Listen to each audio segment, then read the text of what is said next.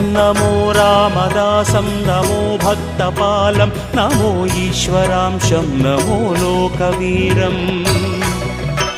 नमो भक्तचिन्तामणिं गदापाणिं नमो मारुतिं रामदूतं Namami